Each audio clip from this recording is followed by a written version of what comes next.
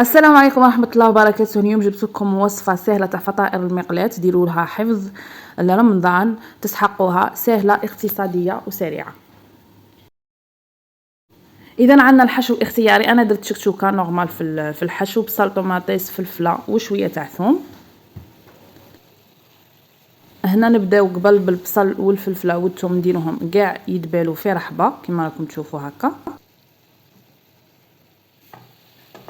من بعد نجي نغطيهم بالطماطم عادي، يعني الطماطم تاعي ما خلطهاش معاهم، نخليها من الفوقه باش تطلق هذاك لو جو تاعها باش يطيبوا في الجو تاع الطماطم.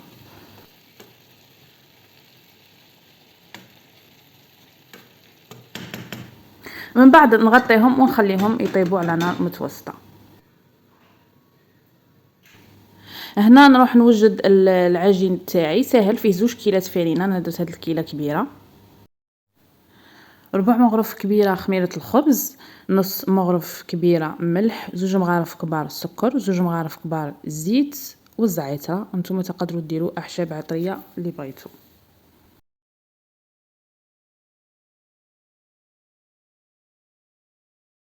نلم العجينه تاعي بالماء دافي ونخليها تتلاصق كما راكم تشوفوا، نعجنها فوالا حتى تتحصلوا على هذا الشكل. انا هنا خليتها طريه، يعني ما درتهاش يابسه بزاف باسكو بعدا غادي تحلوها في الفارينه.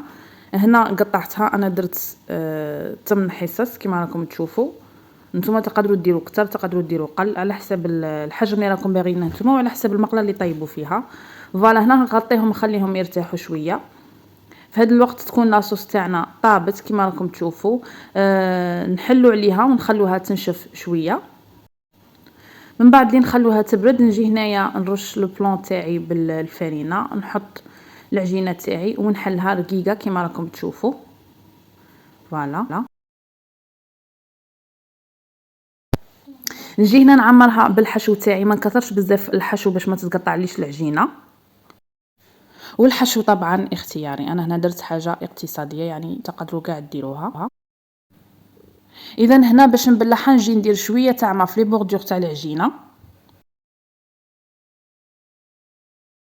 يبقى شكل الفطائر تاعكم اختياري، انا هنا عطيتكم الفكره فقط. من الاحسن المقلات اللي نطيبوا فيها تكون شويه ثقيله، نديروهم على نار متوسطه، وفوالا الفطائر تاعكم يكونوا واجدين بالصحه والراحه. نتلاقاو في فيديو جديده ان شاء الله، مع السلامه.